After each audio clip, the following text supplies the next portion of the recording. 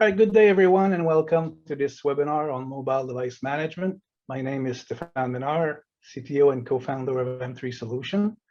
I'm sitting here with Rick Marock, Director of Business Development at M3, and our special guest, Keith Duga, Director of AI at Air Canada. Keith was instrumental and led, from a business standpoint, the transition to mobility at Air Canada. He also was part of the team that put in place a strategy regarding the management of their fleet of devices, resulting from this transition, which essentially enables the paperless aspect of the operation. So these are the two main topics of our webinar. Number one, transition to mobility, and number two, management of the fleet of mobile devices. We'll get back to these in a bit. For now, we will start the session with an overview of the solution to provide some context for when we're going through the Air Canada transformation. But before we get into any of these, please note that there is a question box on the right portion of your screen. Feel free throughout the session to type in your question. We will answer as much as we can at the end of the session, and the rest will be answered via email tomorrow. All right, so without any further ado, I will pass the mic to Rick, who will provide a summary of our solution. Thanks, Stefan. Once again, my name is Rick Marock. I'm the Director of Business Development here at M3 Solutions, and I'm here to talk to you a little bit about what we do and how we do it utilizing our solution. Here at M3, we like to help organizations effectively manage their mobile device fleet by streamlining device readiness using our solution. This solution has been engineered to ensure that it provides the end user device that is charged, provisioned properly, and has all the content needed to fully execute the tasks required to do the job. A lot of times we get asked, is this just a charging station? Well, let me be the first to tell you, we're way more than a charging station. Unlike your traditional carts and lockers and using traditional MDMs, we've taken more of a 360-degree approach instead of a piecemeal approach like the one just mentioned. We don't care if you're running Windows, Android, Mac OS, or iOS, nor do we care if it's on a tablet, laptop, or phone. Our solution is designed to handle it. We specialize in management of shared devices, allowing devices to be wiped and restaged after each use, allowing organizations to save $1,000 by limiting the number of devices needed to support operations.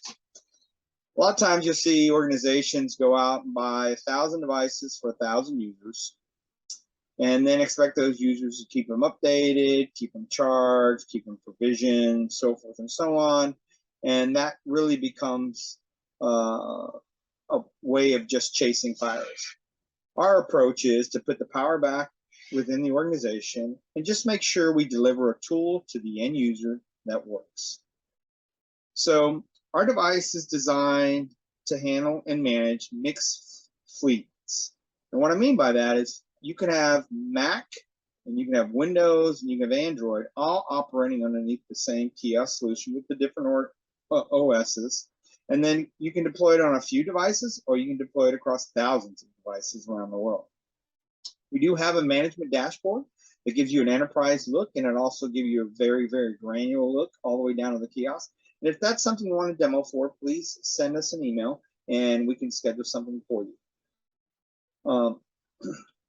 So at the end of the day, we want to make sure that all the physical aspects of your mobile device, and when I mean physical, I mean the physical device itself, as much as possible. We want to know where you store it.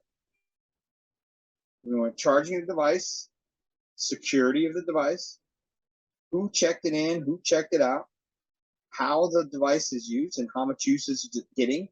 And believe it or not, our system is designed to help you streamline deployment of devices and the RMA process if the device happens to malfunction.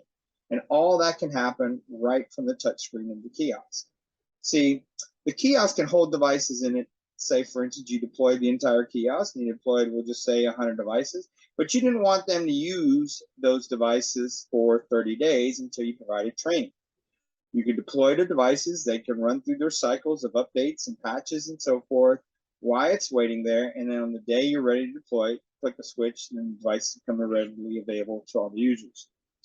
See, our comprehensive approach manages not only the physical access to the device through means such as using biometrics, an RFD or an NFC or barcode, but we also automate the deployment of the operating system and all the content that's going to reside on that device. From our system, you can deploy large files and complex data structures to ensure devices without any intervention from the end users, meaning that when a user checks out, the last thing you want him or her to do is have to update content on the device to be able to go perform the task at hand. You want them to be able to check out a device, the device is ready to rock and roll, and they have everything they need within that tool. And I say tool because that's really what it is at the end state. When a user is depending on this device to provide them the information they need to execute their job, that tool needs to be able to rock and roll when they have it in their hand. And that is the goal. So with that being said, let's talk a little bit about synchronicity. And synchronicity within our system is very easy. The kiosk is designed to make sure if there's files to be deployed to devices and the devices are sitting within the kiosk at the time, that every one of those devices get that update before they're released to the end user. Say, for instance, a device malfunctions and it will not take the update. It will try so many times based off whatever business rule set for the organization. Once it fails for the last time, it will dispatch an email to the proper help desk or support personnel. It then will keep that device locked into the kiosk so it doesn't accidentally get delivered to a user and that user takes it out, for instance, on the flight line and it's not ready to rock and roll in order to provide them the tool that they need to perform the duties. So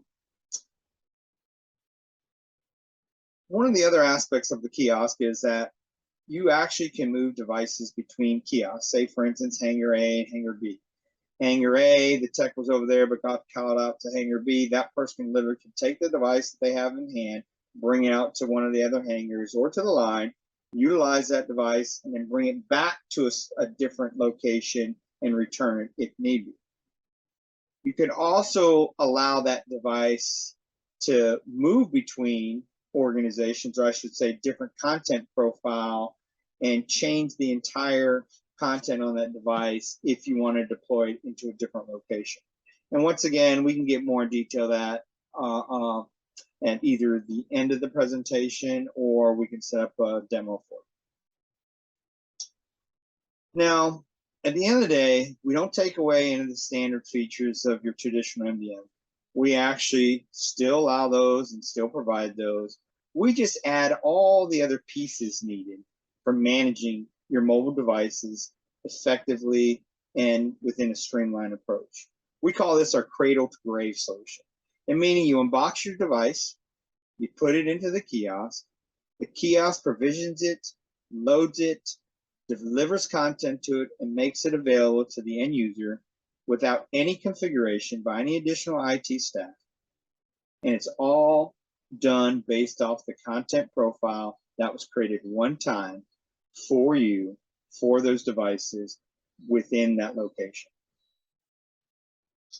So with all that being said, once again, we'll have a question and answer period at the end of the session. If you have any of those questions, you can shoot them across and we'll get to them at the end of the session. And I appreciate everyone for taking the time to listen to me. And now back to you, Stefan. Thanks, Rick. Great overview. Now let's turn it over to Keith. Keith, the Air Canada story is a great success story. I believe it has been acknowledged by the industry as such. So of course, we all want to hear about it. Can you summarize the process you guys went through during this transition towards mobility and how you tackle the management of your mobile devices fleet prior and after a partnership? Transition to mobility is one thing, it's a very important one, but it also means that you now have a large fleet of devices to manage, which is obviously a great challenge. So please go ahead, Keith, and tell us all about it. Yeah, sure, Stefan. Thank you very much. So where do I start? It began, I'd say around 2013. We had established a team to bring the 787 into service. And during that, I guess, embarkment, the the nuance to how complex that machine was one of the catalysts to drive us towards mobility. I mean, not only that, the iPads were invented, mobility was becoming a much more mainstream initiative through many different enterprises. But for us, it paired perfectly with the complexity of bringing the 787 into service. So we did a few different proof of concepts. And in 2015 is when we really embarked on a project to deploy iPads across our maintenance organization, with the intent to start first with our aircraft maintenance manuals. So as we brought the 787 into service and we used our apps that maintain our aircraft maintenance manuals, our technical publications, as we call them, the complexity to what I refer to as big data on a mobile device, because it's not big data from an AI perspective, but it is big data for mobile. The complexity to maintain synchronicity added a bunch of resources to the mix at the beginning, early stages. And what I mean by that is every, say, 2 to 3 weeks, we get an aircraft maintenance manual or an illustrated parts catalog revision that comes through. And the way that the app that we use, how it resynchronizes the data, it has to reload the entire data set from the ground up. And what that meant from a user perspective was two things. Number one, anytime I needed my latest and greatest publications, if I wasn't in sync right now, from a regulatory perspective, I had to stop all work and I had to synchronize my maintenance manuals. Now, what that means from a risk perspective, though, is far greater. If I'm an aircraft maintenance engineer and I haven't loaded the app and I haven't noticed that amount of synchronicity, and I'm on the aircraft, as an example, well, the risk that we identified as a potential is, what if that person, because at the end of the day, we're all humans, what if that person wanted to fix whatever issue it was, but didn't rely on the latest and greatest aircraft maintenance manual to do so? And they did it based off of memory. Well, if they did it off of memory and they were right, that's great. But if they're wrong, well, failure on Air Canada. So we didn't want to put ourselves in that type of situation. Actually, I often refer to it as, if you were to compare yourself going to IKEA and you were to buy a piece of furniture and you bring it home and you're missing a page from that how-to instruction in the IKEA manual, well, you would look at the box, you'd look at the photo, and you'd hope that there's no leftover parts. But as long as the product is stable, you'd still put stuff on it and use it as the furniture you bought. Well, we can't really do that with the aircraft. We can't rely on somebody's goodwill and somebody's tribal knowledge to make sure that they maintain our aircraft accordingly. So in an effort to make sure that we not only maintain compliance, maintain synchronicity, but also reduced any potential risk from the equation, that's when we started to compare different solutions out there in the market, just to do this one aspect to begin, and then it became much more after that. But just for this one, I guess, edge case, as it was when we did the POC, which was to bring about these kiosks. And like I said, we did compare several different options out there, and we landed with M3 Touch and built what you see in front of you right now, these kiosks that maintain all the different iPads for our entire fleet of just under 600 iPads right now.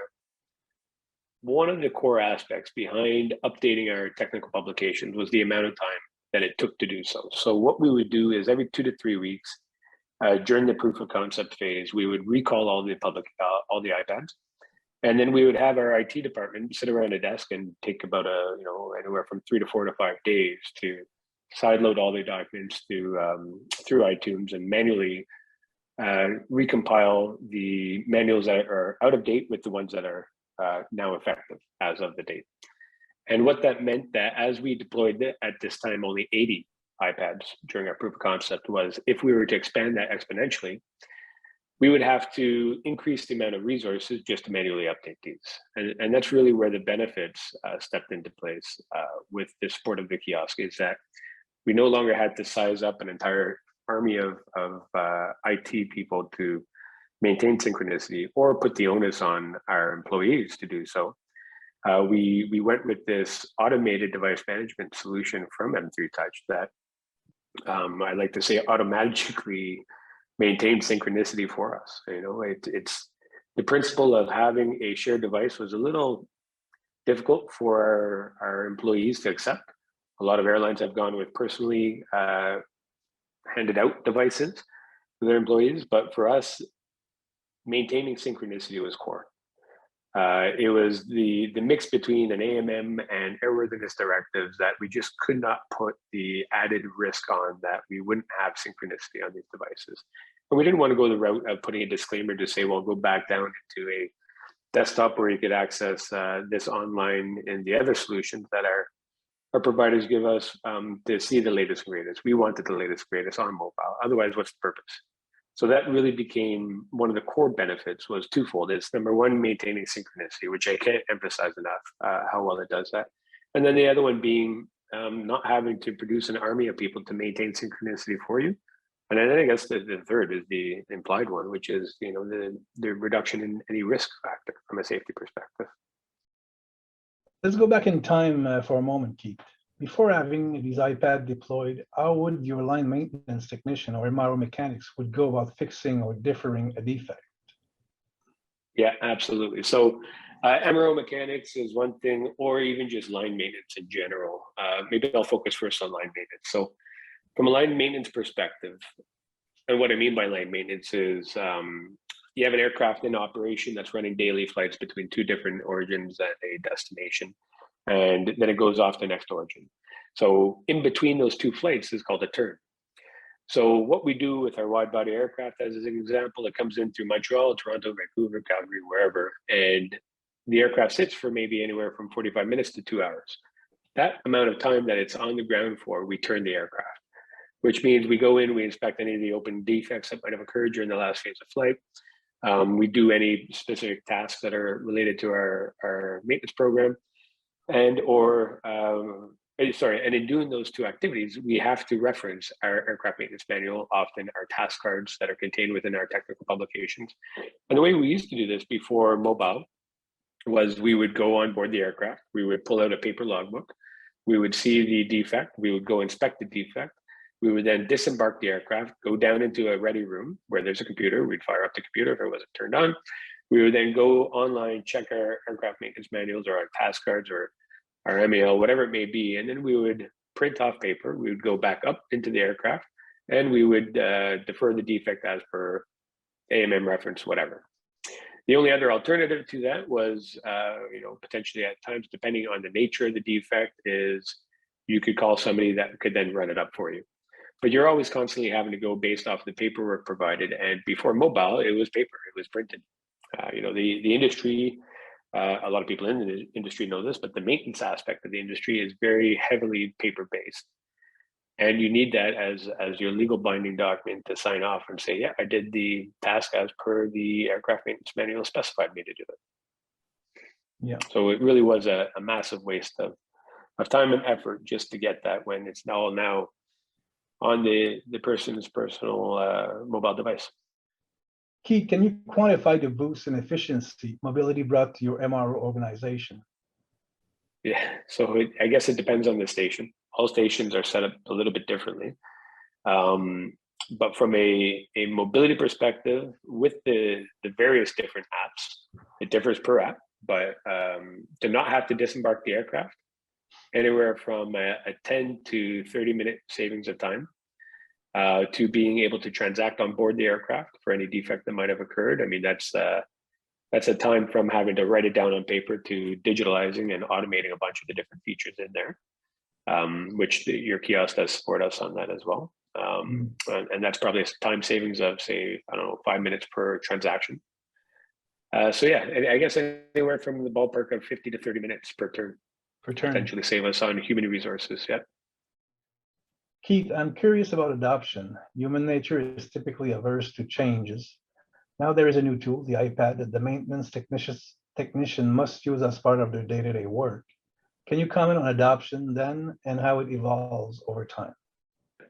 It's a very good question. So adoption, there's a few different questions asked that have stuck with me throughout the years here. One of them was, what if we break this device? What happens? And we said, well, you treat it as a tool. Treat it as one of your primary tools that you never let go of. So then if you break it, we'll replace it. No harm, no foul. You don't try to break your tools, you're not going to try to break this. And if we don't design the content and the functionality within it well enough, then it's on us to not have provided you an adequate tool. So that was one of the first conversations we had. Now, following that though, the adoption. The adoption on the app that houses all of our publications was very slow at first. So the adoption didn't skyrocket like we had hoped it would. And the reason being is a fewfold. Number one, the app that contains all these publications, we didn't want to put all the different publications for the multi different fleets that we operate. We operate Boeing, Airbus, and at the time, Embraer. We didn't want our users to have 3 different apps to use it all, but the intellectual property of Boeing couldn't be viewed by Airbus and it couldn't be viewed by Embraer and vice versa all around. So we had to, number one, segregate the data in a manner that they could not read each other's intellectual property, but we could still provide our users with a single app. And the benefit there is less training. The complexity there was to negotiate contracts and an architecture that would allow us to keep the intellectual property out of the hands of their competitors. So the first set of publications we deployed was Boeing aircraft. So all of our Airbus or Embraer aircraft maintenance engineers would say, well, it's a Boeing iPad. Why would I use it? I don't need it yet. And that was kind of the feedback that we would get.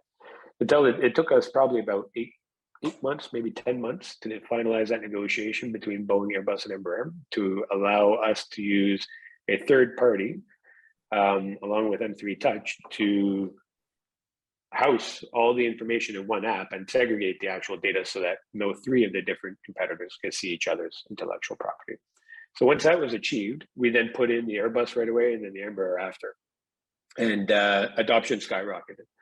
It skyrocketed to the extent, actually, no, there was one other app we put in, then it skyrocketed to this extent. So it hit a plateau, meaning we had just enough devices out there across all of our fleets of iPad at all the locations that we deployed to maintain a good adequate amount of spares. And then we deployed our next app, which was QuickTurn. And that app skyrocketed adoption to the point that we didn't have enough iPads, to the point that we were getting calls from some of our aircraft maintenance engineers out in Vancouver specifically, asking when we're getting new ones, or more iPads, I should say, because they were showing up an hour early in their shift just to check out an iPad from the kiosk to make sure they had it for their day. So it went from a slow adoption until we had enough content on the iPads and we can maintain it all well enough to not enough iPads at all for everyone. And then we ended up doubling up the amount of kiosks and iPads we had. Let's go back to synchronicity and content management in general. We have discussed the tech pub at length, and you just mentioned QuickTurn was the second in line. I have to assume that it is only the beginning, and now that you have the tools that enable synchronicity and automate content of any kind, there is more coming, correct? Oh yeah, absolutely. I mean, our technical publications was only the first step. After that, there was QuickTurn, and it was the sheer size of our part number database that caused us issues that now you guys have automated the daily distribution of our part number master. That's something as simple as that. Whereas because we have such a diverse fleet, which is not unique in the world, but one of the most diverse fleets in the world, it does constitute then for us to have a massive list of part numbers, their effectivity, where they apply the parts, their location. So definitely not the biggest fleet, but it is one of the more diverse ones. And because of that, the amount of data we needed to load on just QuickTurn alone needed the automation of the kiosks as well. But to your point, it didn't stop there. That continued on with task control. We do side loading on that. We do side loading on an app that we in-house call items, but externally it's through a company called Interfacing, where we load all of our component maintenance manuals. And that's the same. It's the extent of the size of the data. It's the distribution of any delta update to that data as well that the kiosk auto magically, as I said, maintains for us. And at the reduction, I wouldn't say the reduction in staff required, but had we not gone down this path, the reduction in the amount of issues and complaints and or additional staff we would have to hire in our IT department would very likely be much higher and much more considerable than it is currently, because of the kiosk. Great. I understand that you also use the kiosk as a gatekeeper to synchronicity, in the sense that you can schedule the deployment of all data on the tablet and make it coincide with the time data goes online. Is that so? Yeah, sure. So from a project governance perspective, we use a gating methodology, right? And there's different sequences and different gates that you have to pass through before you're full on into production and ready to be able to, number one, deploy or one, I guess, just maintain. And throughout that, because we get to schedule the deployment of apps or revisions or whatever it may be, and even to some degree put a pause on the push of the updates from the iPad itself. We get to establish our timelines outside of what can naturally be done on an iPad by itself, and or what is generally done across the board of a full-on deployment. Meaning, the traditional MDM softwares like Sodi, for example, you could push a deployment, but it's up to the user to download in certain instances, right? Well, because we have our MDM inside the kiosk itself, along with Apple Configurator and everything that the M3 Touch team has built into it, we could schedule that deployment, we could suppress an update, and make sure that we've tested our apps adequately before that deployment occurs. And it really makes our governance gating process that much easier to, I guess, to leverage the different time horizons that are ideal for us. Synchronicity is a hot topic at Air Canada. Are you legally bound to maintain synchronicity within a certain time lapse following a release of a new tech pub, for example? We know that with the kiosk, any device coming out across your organization will be synchronized 100% as soon as you trigger this update. Can you comment on the legal aspect? That's a very good question, which across different regulators is a slightly different answer based off of what is contained within the technical publications. For us, it is a requirement. It is a legal requirement for us to maintain synchronicity across our technical publications. This synchronicity requirement seems to vary from an airline maintenance department to another. Is this requirement global, meaning applicable to all airlines worldwide? It depends on the nature of their technical publications. And if they're anything like us, then they absolutely do need to maintain synchronicity. And I would be hard pressed to believe that they aren't trying to. Okay. But again, it does depend on the nature of their technical publications, what contents are made up of those technical publications. Thank you, Keith. I believe we're doing good on time, so let's look at one last topic, the business aspect of this large endeavor. I'm not sure if you can share all of it with us, but I believe it would be beneficial for everyone online to get insights on the business case, ROI, or any other business aspect you feel important. Can you comment on this? Sure. Yeah. This is a lot in one question to unpack, but I mean, starting with the nature of safety, I think in our industry, and especially a maintenance organization in our industry, safety is always at the top. It's your first KPI, it's your first metric, it's the first thing you should be thinking of when you walk in throughout the day. So if your technical publications contain items that are not airline customizable or not just airline customizable, that they contain something like airworthiness directives or anything such as that nature, MELs or whatever it may be, you need to maintain synchronicity. If you put a big old disclaimer on saying that to tell the users to go down onto a desktop to look for the latest and greatest, well, you're putting yourself at risk and risk that's just simply not needed.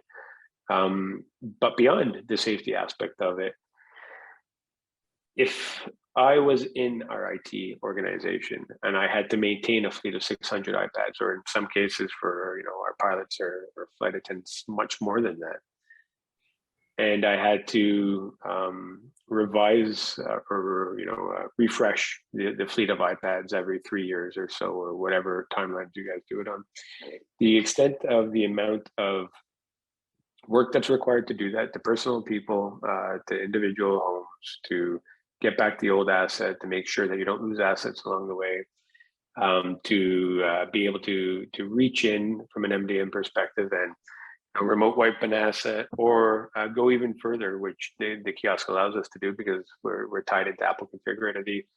the extent of resources you would need, I believe the benefit is on us being able to deterministically program the kiosk to manage it the way that we as an organization need it to be done, but to not have to throw excessive amounts of resources at it. It is the resource. All right, Keith, one other question.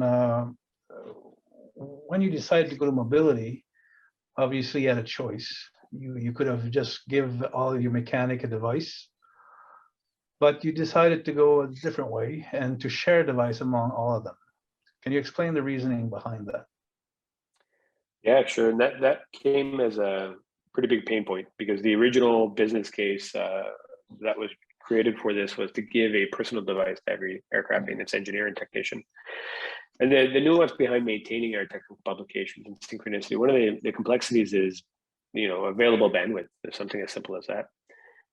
Back in 2015 versus 2022, even though it's only 7 years, the amount of bandwidth we have now at most houses is far increased.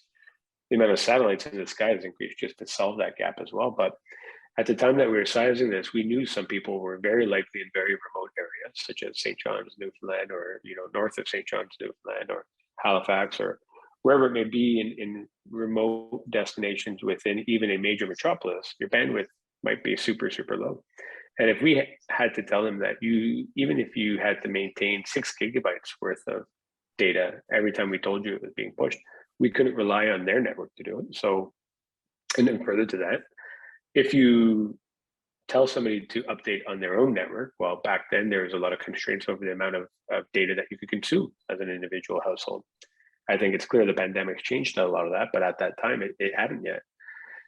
And if that was also the case and they did it over cellular, well, that even today, with or without COVID and the resulting impacts of that, it would still result in a very significant bill from our data providers, our cellular providers. So that was definitely one of the biggest, one of the other big areas as to why we went with the kiosk was we didn't want to put the onus on our employees to maintain synchronicity. We wanted to make sure that we took care of that for them ourselves.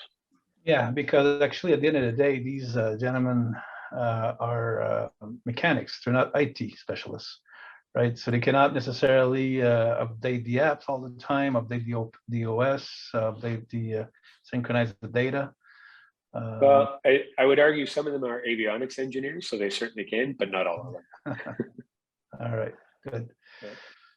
Is there any other aspect of the kiosk that you find besides, content management, which obviously a very important one, and being able to charge a device and lock them in place for security reason? Is there any other aspect of the kiosk that you think made a difference?